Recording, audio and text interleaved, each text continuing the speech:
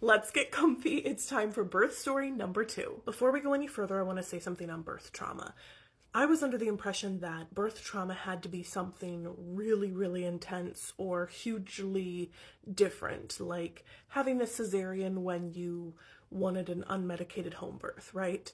But birth trauma can be any birth that caused you trauma. I know it sounds simple, but I didn't believe it at first. The thing is, my second birth is my most traumatic birth, and one of the main reasons I decided to look into self-hypnosis, unmedicated, and birth centers for an alternative birth experience with my third. My second little guy was due on March 7th. Ian and I's anniversary is on March 9th, and my husband's birthday is on March 4th. So it was gonna be a busy time. Ian and I were just happy that we hit March because it was a leap year and we did not want a leap year baby. So anyway, on March 2nd, Ewan and I went to the mall and we were just walking around trying to walk out this baby. That evening, Ian and I got into a really stupid fight, and the only reason I can remember these details is because I wrote my birth stories down and I blogged them. I remember thinking, we are staying up way too late, having some stupid disagreement, and I better not start labor tonight, but I probably will. And sure enough, I started contractions around 11 p.m. I don't actually have any photos of me laboring at home. It was very quick. My mom came over and I was just like rolling on my yoga ball, like with my tummy on it, you know, kind of like head down, trying to work through contractions. They did not start slowly like period cramps like with my first. They were intense right from the get-go. So I thought, oh my word, what is happening? Let's go to the hospital.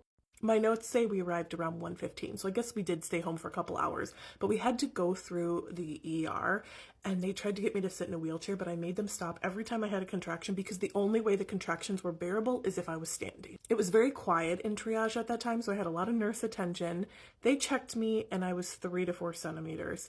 But for reference, at my last OB appointment, I had been at 2 centimeters. Let's just say I was expecting a higher number, and so I wondered, why am I in so much pain? And I guess I'm getting the epidural, and I want it right now. The thing is, I didn't have time to prepare for my second birth at all. I got pregnant 10 months postpartum, and it was a whirlwind. With my first, I was able to do classes in preparation, but I didn't do that with my second. All I did was switch OBs and talk ad nauseum about shoulder dystocia. Thankfully, my new OB did not think it was necessarily going to happen again, and we had a lot of plans in place just in case it did. I remember they struggled so much finding an IV in my arm so I could get my 2 bags of fluid before the epidural. So they had to call in like the IV specialist in the hospital. This picture is obviously post-epidural, but before that I was rocking back and forth on the bed with my eyes closed. I could not open them, just working through contractions.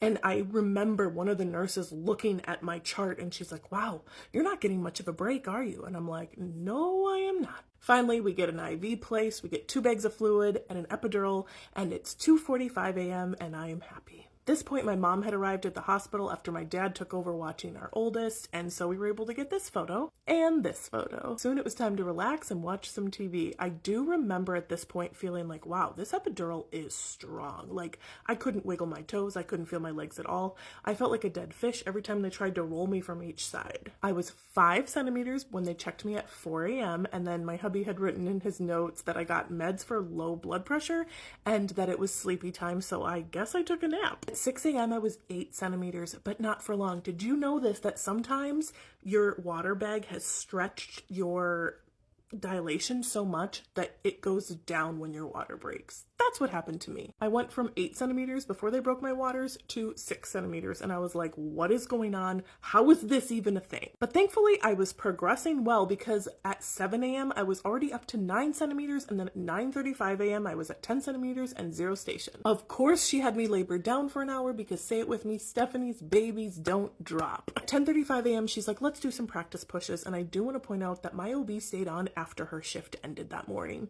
just so she could be there for the delivery. We did about 3 practice pushes, and by the last one, Ian said he could see baby's head coming. So I started pushing with all of the strength and might I could muster in my head, because that is the only way I could do it. I could not feel anything from like here down. I could not feel a single bit of pressure or contraction. And so I had to just remember and hope that my muscle memory of my body would push. And what do you know? It did. Unfortunately, around this time, my baby's heart rate started to decelerate, and the OB looked at me very pointedly and said, we need to get him out now.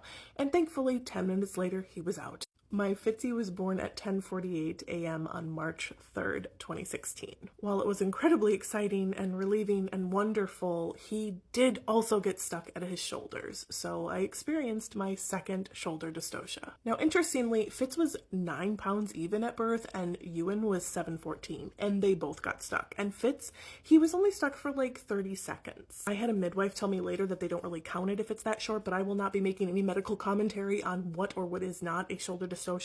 But my son got stuck and they had to push on my belly and pull him out by his arm. Yes, that's not the OB, that's the nurse. But I'm really grateful that I had an OB who was aware of the situation and was able to handle it seamlessly, so that part wasn't as traumatic as it could have been. I guess he pooped all over me after he came out. I can't remember that, but they wrapped him up. I remember he was so much darker and bigger than his brother. It was so bizarre to me. Before I show you the brothers meeting moment, I want to talk about the birth trauma I experienced, because you're probably like, okay, what was it? Was it the second shoulder dystocia? No, it wasn't. It was that damn epidural. It did not go away. So they were like, you're going to stay here till it wears off and we can move you to your postpartum room, right? We waited hours and hours and they were like, okay, she's still numb. What's going on? They had to roll me to another bed to move me because they needed that labor room and I just was not waking up. I literally asked Ian, I was like, am I going to ever feel my legs again? Because I was starting to get scared. I was talking to the nurses about it because I was starting to get panicky. And she was like, oh yeah, Dr. So-and-so has been giving really strong epidurals lately. Excuse me, what? Somebody asked me way later, like, is there a possibility that the doctor gave you a spinal block instead of an epidural? I have no idea. All I know is that not only did it numb my body, but it kind of numbed my emotions and my brain. I felt so off. I didn't feel like myself. I felt so disconnected from my body and my baby that I hated it. And I vowed right there after that I would never get another epidural if I could help it, and I would have an unmedicated birth with my next child. I guess you'll have to wait for my third birth story to see if that happens. Look at me after birth compared to my pictures with Ewan, okay?